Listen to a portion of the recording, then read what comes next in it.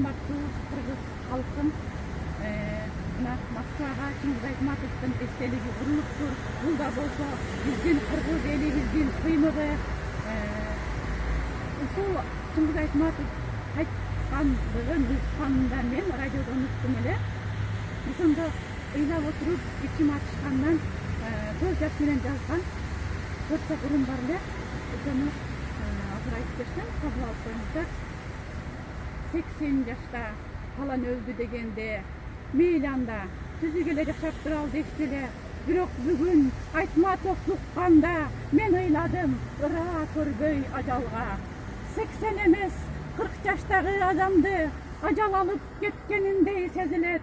О шумажал, сенин кандай акың бар бул залкарды дароо алып кеткенге.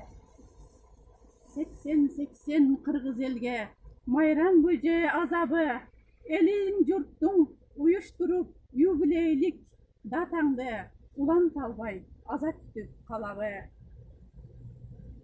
Кудайым Айтматовду атайлап бизге берген, таанылсын кыргыз эл деп, ысымын Чыңгыз деген деп ушинтип эскерүүрүн кайрылып отуруп жазган элем. Негизи биздин сыймыгыбыз кайрылса кайрылбаса Чыңгыз Айтматов дайым биздин сыймыгыбыз болуп кала берет.